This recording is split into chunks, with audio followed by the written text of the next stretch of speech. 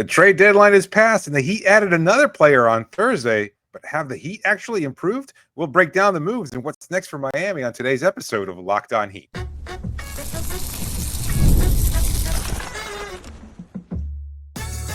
You are Locked On Heat, your daily Miami Heat podcast. Part of the Locked On Podcast Network, your team every day. All right, welcome to Locked On Heat, your daily podcast on the Miami Heat. Whether you're tuning in on YouTube or your favorite podcast app, thanks for making Locked On Heat your first listen every day. I'm Wes Goldberg here with David Ramil. Both of us are credentialed Heat media members who cover this team every day. And today's episode is sponsored by Gametime. Download the Gametime app, create an account, use the code LOCKEDONNBA for $20 off your first purchase. Have a great show for you today. We've got more info on why trade talks for Kevin Durant fell apart and a deep dive into the Heat's newest trade deadline edition. First, a quick trade deadline recap now that the dust has settled, David. This is who is in for the Miami Heat. The Heat in total have acquired Andrew Wiggins, Davion Mitchell, Kyle Anderson, and a 2025 first-round pick from the Warriors. Going out, Jimmy Butler, Josh Richardson, and 2 second-round picks. The Heat ended up getting Davion Mitchell from the Raptors for PJ Tucker and a second-round pick. So instead of taking in Tucker, they reroute him, and he goes to Toronto. The Heat get Davion Mitchell. A nice young player, a flyer maybe. We're going to get into what Davion Mitchell means for Miami here in a second. But overall, what's your grade? What would you grade the Heat in terms of their deadline? In terms of the deadline, how they handle it, I think I would give them an A-, B+. I think making the most of the situation with Jimmy. I mean, we've talked about this before. Expectations had to be much more realistic in terms of what Miami was going to be able to bring back. And somehow, in terms of what they're gearing for the regular season, they may have actually improved. And I think that's an incredible thing to say. You can move a disgruntled star in Jimmy that had caused some problems there. And like I hope people hear what I'm saying and don't think this is a knock on Jimmy. I'm fully aware of how good Jimmy Butler is and has been and can be on occasion. This isn't about that. This is about him wanting money, Miami not being willing to pay him. And they had to move on from a situation that was really uncomfortable. And players talking about this yesterday following the trade deadline saying relief, that they are as relieved as the rest of us for having talked about this because it's just been a drain. He didn't want to be there. This isn't about the Heat or about the front office or about Pat or anything else. Jimmy didn't want to be there anymore. He had to be traded. That being said, to be able to get a younger player in Andrew Wiggins that can contribute at a pretty high level, yes, he has warts. There's glaring holes in his game, but overall, he's a pretty solid defender and a really decent player with some talent. And I think he can possibly be motivated to play even better than he has in the past in Miami's system. You get Kyle Anderson, who's a skilled player, and I think he's going to be interesting for a lot of Heat fans to watch. And I think Heat fans are going to love Davion Mitchell because he is just the kind of guy that brings all out effort all the time, picks you up 94 feet, harasses you. It's going to be so much fun to watch this guy try to grab steals and force turnovers and lead to opportunities on the other end. You'll get just as frustrated with his offense, but he's going to win you over with his defense and effort. And so when you get all that combination of players, it basically costs you, again, a personal favorite in Josh Richardson, who wasn't playing and wasn't healthy and hadn't been contributing at a decent level anyway. That being said, and Jimmy Butler, who had to be moved, it's a hell of a win for Miami. They really salvaged what could have been a disastrous trade deadline. As of 3 days ago, we were wondering if a deal even gets done. They wound up getting a pick and 3 decent players as a result of exchanging Jimmy. The Heat wanted to accomplish a few things in a Jimmy Butler trade. They wanted to add players who can help them win now in a playoff push. They wanted to increase flexibility in the future. And they wanted to get off of Jimmy Butler. And they did all of those things. They accomplished all those things. Oh, and get a draft pick. And they got the draft pick. So they created the financial flexibility. They got a pick. And I think a really good pick. Like the fact, I don't know that we talked about this yesterday, David. Maybe we did. But the fact that it's top 10 protected versus top 14 protected is huge. Because it could still drop into the lottery. And as we know, once you're in the lottery, you have a chance to maybe move up in that lottery. Now, it would then move over to Golden State if it falls into that top 10. But you can get like 11, 12, 13. Like those are in you can get good players in those picks. He got Bam and Tyler in that area. They have done a lot of good work in that spot of the draft. So the fact that you were able to negotiate down from top 14, which was reportedly what Golden State had been shopping, to top 10, and then it remains top 10 for 2 years, and then unprotected, still a first, if it doesn't convey by 2028, that's a really nice pick that the Heat got. And so first of all, you get that. I agree with you. I think the Heat are better. I think the Heat are better right now. I think they're going to be a better regular season team than they've maybe ever been, except for the 1 year that they were a 1 seed with Jimmy Butler, right? Ever been in the Jimmy Butler era, obviously. Sure, yeah, I get you. Because the guys they got play, they're available, and that was always the knock with Jimmy Butler, is that he wasn't a regular season star. He was a regular season role player who could occasionally pop off, who became this playoff star. Now, their ceiling obviously isn't what it used to be with Jimmy Butler. I don't know. I think there were questions about whether or not that was still the ceiling, or if playoff Jimmy was just a distant memory. And that's why the Heat obviously felt the same way, because they didn't want to give him the money. So at 35 years old. So all those things, I think when the columns and the podcasts and all this stuff come out afterwards and everybody's talking about trade deadline winners and losers, I think there's going to be a lot of people split on the Warriors side of this, on whether or not they're a winner or a loser. Considering that Jimmy Butler was a 0 for this team because he was indefinitely suspended, and what the Heat got, you have to label them winners. The Heat are absolutely winners in this trade deadline. All things now, we could debate on how they got here, whether or not they should have paid Jimmy, all that, but everything that we have that we're considering right now, where the Heat were starting this week, no question, they are winners of this trade deadline. I think with Andrew Wiggins, what they're really going to get, this team is getting 3 rotation players: Wiggins, Kyle Anderson, and Davion Mitchell. And I would look at this roster, I'm like, man, they are just a few rotation players away from feeling like a real playoff roster. I like Pelle Larsson fine. You should not be closing games with Pelle Larsson. No disrespect to the second round pick, but they really needed, I think, a few more rotation guys. And you get that in Kyle Anderson. Ask Minnesota how much they miss Kyle Anderson right now, by the way. They loved Kyle Anderson there. Davion Mitchell, who I've been a big fan of since his days at Baylor, and I'm really excited to get into our deep dive on him later on in the show. And then Andrew Wiggins, who, say what you want about his waning effort levels and confidence and lack of a killer instinct, whatever. You know what Andrew Wiggins is going to give you every single night? Not every single night, but for the most, he's going to average 18 to 20 points a season. And I think what the Heat were missing was that bottom of the ledger production. Mm-hmm. Like the Haywood Highsmiths and the Jaime Jaquez's and all, like those guys are averaging like 7 points a game. Like, what are we really doing here? With Andrew Wiggins, you're getting bottom of the ledger, 18 to 20 points production. And I think the Heat really missed that. They're going to really need that. You're not getting the star power there with Wiggins that you would with Jimmy Butler at his best, but you are getting points on the board. And I think the Heat really need that. Wiggs was like the second best player in that title run a couple of years ago. Like he was in the championship series. Like he was phenomenal there, and his defense was a real dramatic game changer. Playoff Wiggins scoring. One can only hope the legend begins. You know, that would be something. You know, we were talking about this on Locked On NBA yesterday. I brought up a lot of the same points you just did right now. I look at Golden State and people calling it a big three. Like I promise, probably as big a fan of Draymond Green as possible, but calling that a big three is heretical.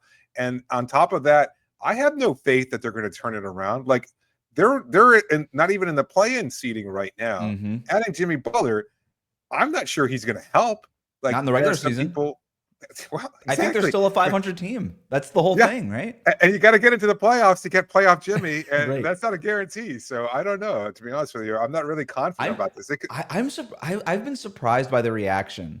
I thought most people would just see the names, and be like, "Oh wow, the Warriors won the trade deadline. They got Jimmy Butler next to Steph Curry." Even Warriors fans who've been clamoring for a move aren't like thrilled about this. They were like desperate to make a move, make any move. Then they made the move, and they're like, "Well, we're not sure about that one." That's not it. That's right? Not the one. Yeah. So it's pretty wild to see how all of this has been reacted to. But for the most part, I do think people are looking positively at this. I've read so many of the trade grades. I've seen everything from C's for the Heat, for the Warriors to A's to the Warriors for getting Jimmy Butler. So people are split on the addition there, but everybody's pretty solid. What you said, like B+ for the Miami Heat, and I think that's fair for what the Heat accomplished here. We do have more details on why the Heat did not trade though for Kevin Durant this week. That would have given them an A, I would imagine. But that option might not be completely off the table. We'll get into that next year on Locked On Heat. Today's episode is brought to you by Robinhood Gold. With Robinhood Gold, you can now enjoy the VIP treatment, receiving a 3% IRA match on retirement contributions. The privileges of the very privileged are no longer exclusive. With Robinhood Gold, your annual IRA contributions are boosted by 3%. Plus, you also get 4% on your cash in non-retirement accounts. That's over 8 times the national savings average. The perks of the high net worth are now available for any net worth. The new gold standard is here with Robinhood Gold. To receive your 3% boost on annual IRA contributions, sign up at robinhood.com/gold. Investing involves risk. Rates subject to change. 3% match requires Robinhood Gold at $5 a month for the first year from first match. Must keep funds in IRA for 5 years. Go to robinhood.com/boost. Over 8 times the national average savings account interest rate. Claim is based on data from the FDIC as of November 18, 2024. Robinhood Financial LLC, member SIPC. Gold membership is offered by Robinhood Gold LLC. We'll be right back.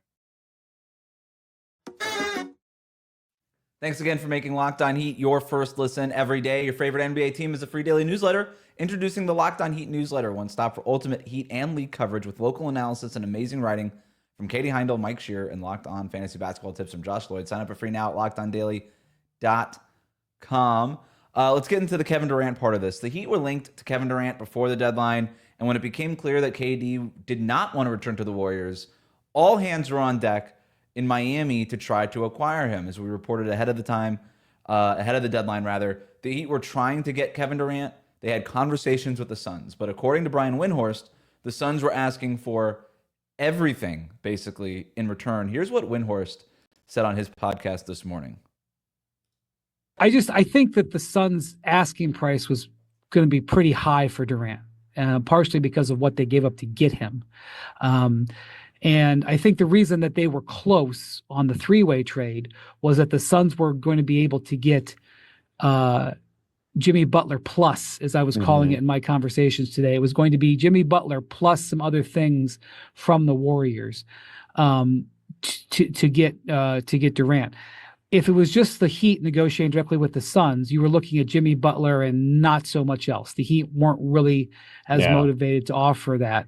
And I think that was an issue. The other thing is, I don't think that the Heat wanted to put in, I don't think that the Heat necessarily think Wiggins is a better player, obviously, but I think they think Wiggins, the cost was better. So that's Windhorst on his podcast. What do you think about the Heat balking at Phoenix, asking for everything? And do you think that they were right to go with the Wiggins deal instead, David? That's a tough call. It really is. I mean, again, KD, the great superstar, one of the greatest players of all time, perhaps one of the greatest scorers in NBA history. And while he's older and his contract demands are up and there's been injury issues in the past, it's hard to say that you shouldn't have gone all in there. But I don't know that you want to tie yourself up to one star like this and wind up giving up so much of your depth. Look, there has to be another path to this, because we've already seen this experiment play out one way in Brooklyn. We've already seen it play out one way in Phoenix. And I don't know that you can make Kevin Durant the centerpiece of your team and wind up winning basketball. And I don't, it's not a knock on him, because he is a great player. At the same time, he's just, I don't know that he is the kind of player that can carry you to a finals run alone, and you need other talent around you. And while you be presumably keeping Tyler and Bam in these kinds of deals, giving up a lot of those young players, those key players with some future, Niko Jovic, etc. I don't know. Yes, they made a mistake. If that's all it took, honestly, like I hate to say it, but if you could have traded Jimmy Butler and Nico and what, Khalil? I mean, who else would they have traded in order? It sounds like Windhorst was saying that they were asking for all their picks. Well, the one pick, I guess. All the swaps. Players, and then, Jaime, Jovic, Khalil Ware. Sounds like it was all of it. And that's a lot. That sounds like a lot. That sounds like a steep price. And I don't know. I'm torn. I really have no idea Yeah.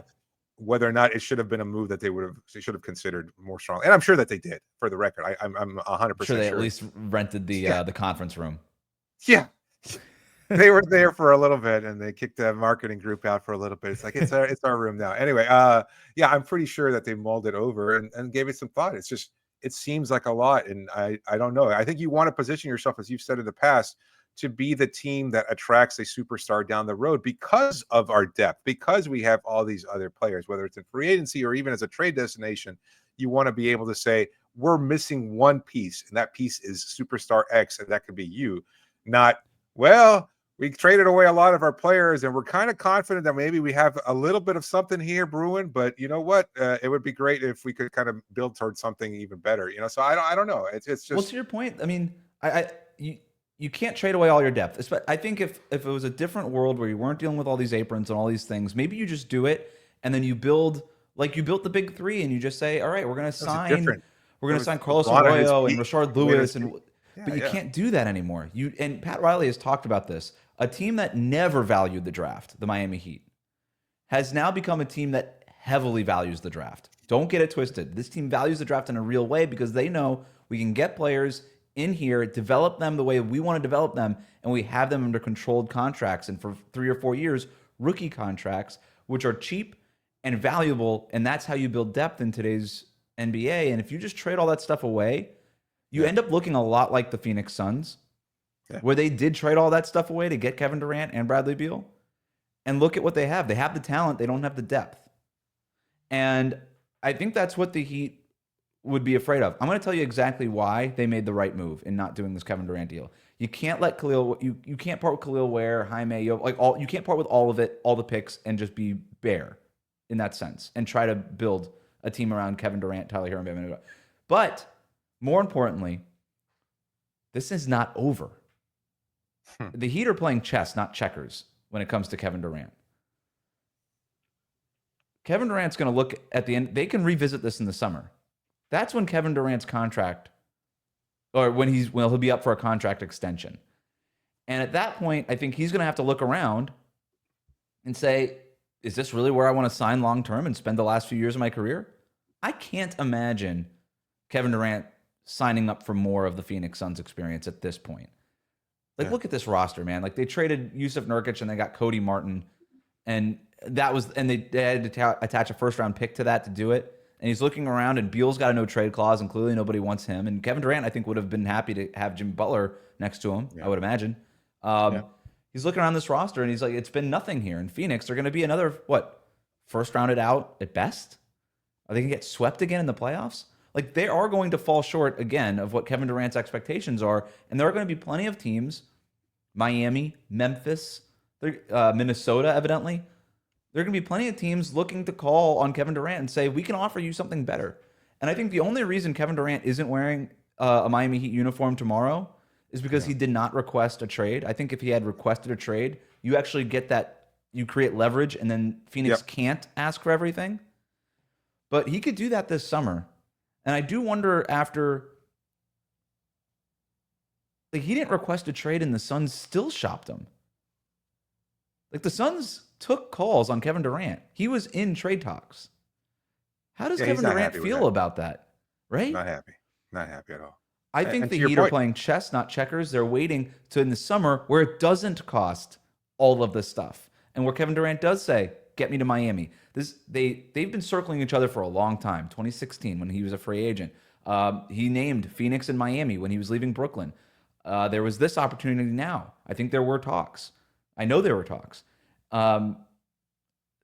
It just feels like they've been circling each other for a really long time, and maybe it's just a Ross and Rachel situation where finally it makes sense.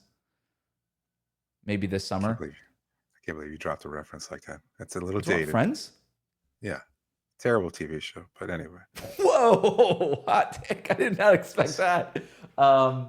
Look, David heads. You might have just turned away some David heads. You might just turn them into Wes heads there with that Friends comment. But it's not as good as Seinfeld, but we can agree on that. But no, I think that's the move. I don't think it's dead. And now if you're the Heat, you've got your picks. You have up to 3 first-round picks potentially. You got Andrew Wiggins in the salary that you could move. You've got some stuff.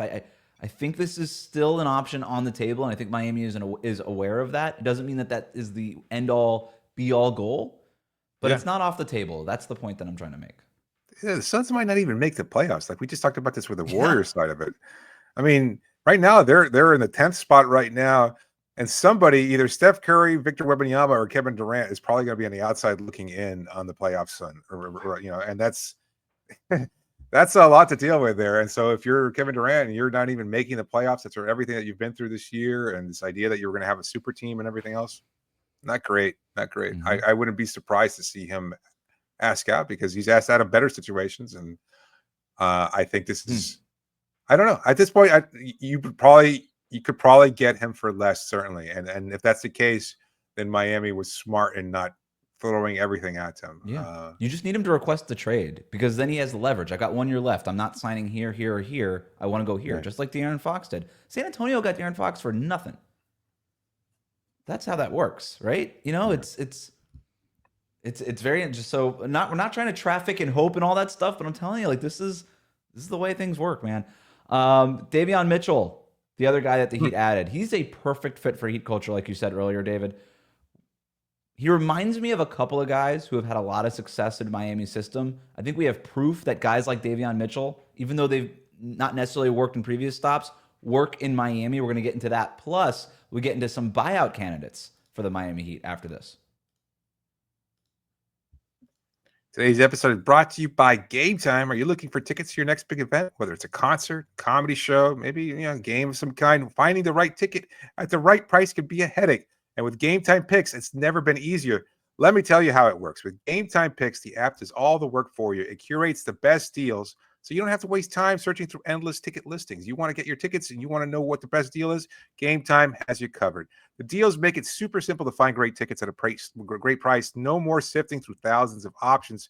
It's easy. You can grab a super deal for a prime seat, and you won't believe the value. The seat view feature is a game changer. Before you even hit buy, you can see exactly what your seat will look like in any venue, whether you've been there or not. It's so reassuring. And the best part, you're covered with Gametime's lowest price guarantee. If you find a better deal somewhere else, they'll refund 110% of the difference.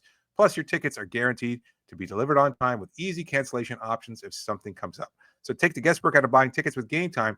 Download the Gametime app, create an account, use the code LOCKEDONNBA, get $20 off your first purchase. Terms apply. Create an account and redeem the code LOCKEDONNBA. That's LOCKEDONNBA.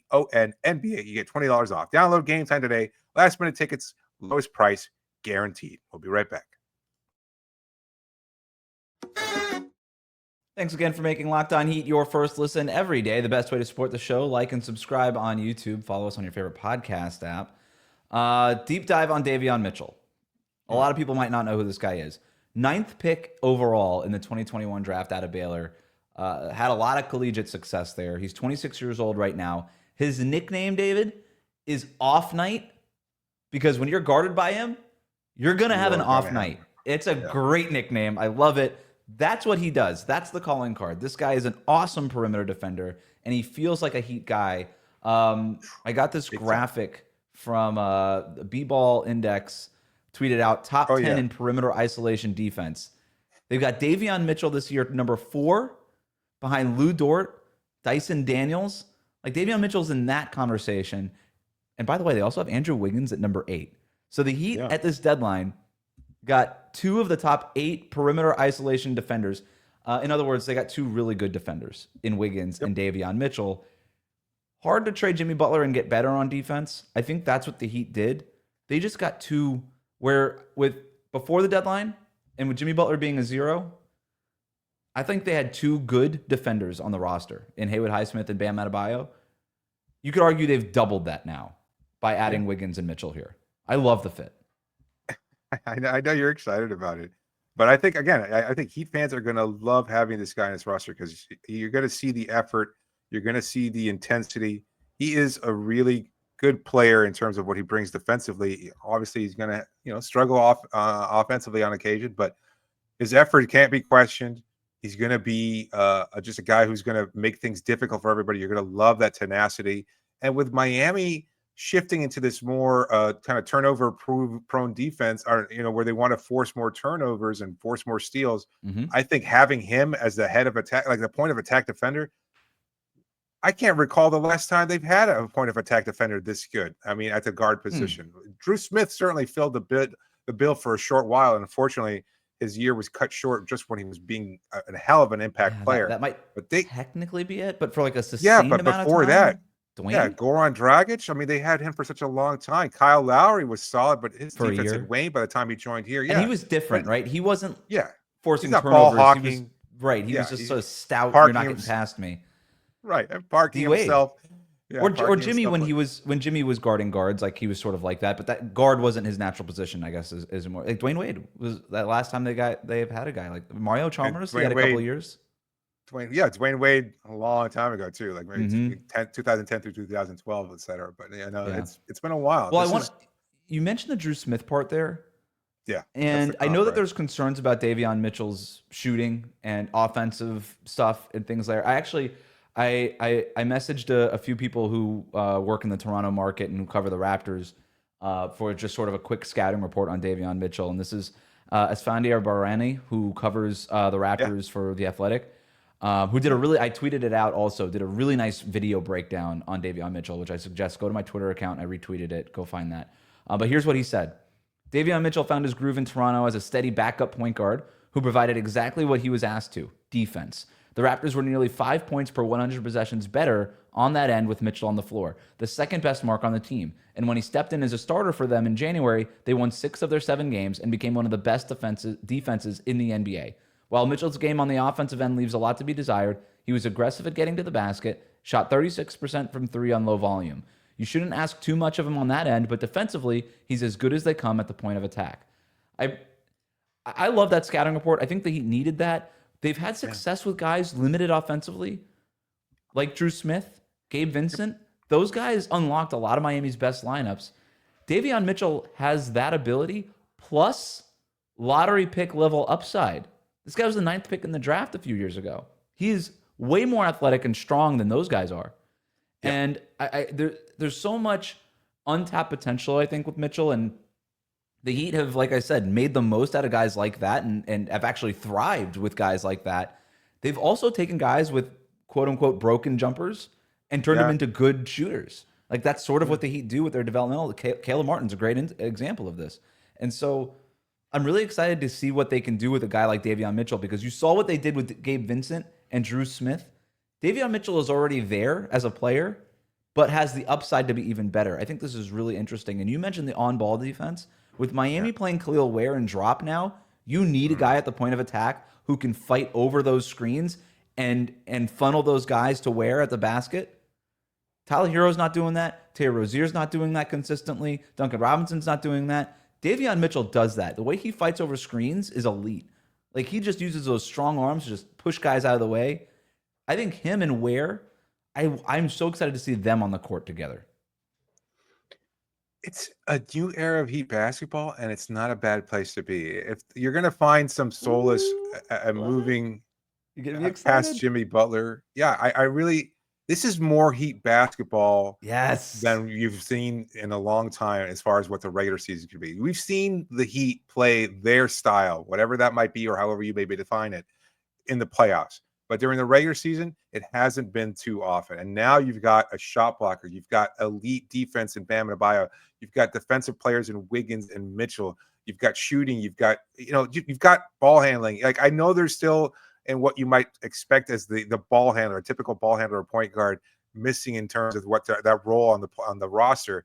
But overall, this is more of the roster that Eric Spoelstra wants, and what he's going to break out the full chemistry set to do some crazy things moving forward. And he can start tinkering again, because you don't have to deal with Jimmy's ego. You don't have to deal with that presence. He deserves it. He is the best player on this team. He was for 5.5 seasons. I understand how the hierarchy works, especially at the NBA level. There's egos involved. There's just so much to kind of unpack there. But now without him there, you kind of take a much more humble team and you can mold them however you want to. And it's still talented enough. This isn't 2016 through 2019. Like, this isn't that team. That team was lacking everything. They didn't have Mhm. talent. They didn't have star potential. They didn't have a hierarchy. They didn't have anything on that roster. This is at least a much better team than that was. And while you don't have the clear superstar, you have so many good moldable players that And I think they're going you to have play three their ass off for Eric All-Stars. Spoelstra. Yeah. So you have 3 All-Stars now with Wiggins, who is a one-time All-Star. You've got high-end picks. Like those other teams, you were relying on James Johnson, like a lot of that kind of stuff. You've got Khalil Ware, Jaime Jaquez, Nikola Jovic, now Davion Mitchell. You've got real clay for this developmental staff to mold here.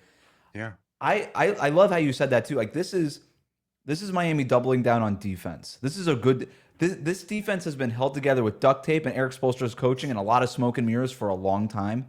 Now you actually have the talent to back up the defense, and it's not going to just be defense's effort. Defense is not effort in the NBA. Defense there's a such thing as talent on defense. The Heat have that a lot now, and I'm really excited to see Eric Spoelstra go to work. You mentioned like this is like really what the Heat are supposed to be, and that's kind of how I feel about this. Like this is like it's almost old. Give me some names, David. Give me like names from the 90s that come to mind, like old school, gritty, wearing the knee pads at practice. Give me some names here that would fit in on this roster now. Like the Heat era? Yeah, give me some 90s. Like drop some names. I don't know. It's just what they envisioned in the Heat and the Knicks, like those teams that just were going to fight and they were going to throw it down and they didn't like each other. And I think this is more of that. Like, I don't know. I'm curious to see if Bam kind of changes his temperament a little bit, because I know he's been questioned by some fans, but we've seen him turn a corner now. I think this is going to be a much better place for him, because now just the weight and the pressure of having to be the guy to answer all these questions about Jimmy and everything else like that, there is a sense of relief there. I think we're going to see him being unlocked to a certain degree. Yeah. Shortly. He had a little pep in we found out that he knew at halftime that Jimmy got traded. Yeah. He had a little pep in his step in that fourth quarter. Did he not? I'd say so. I'm not even trying to paint, like, I'm not even trying to put a wedge. No, it's not. It's been such a cloud hanging over this franchise just to have the clarity there. Keith Askins, PJ Brown, Mash. Yeah. Nah, Mash was more of a finesse player. He wasn't never the defensive minded guy. But Brent Barry. That's not so much. It's half a season. Here in Miami. I was just looking. Love you, Ike Austin. Sorry, Heat roster. All right, so we ran out of time here. I do want to get to some buyout guys. We're going to do that in a later episode, maybe next week. But for now, thanks for making Locked On Heat your first listen every day. Like, comment, and subscribe on YouTube. Follow us on your favorite podcast app.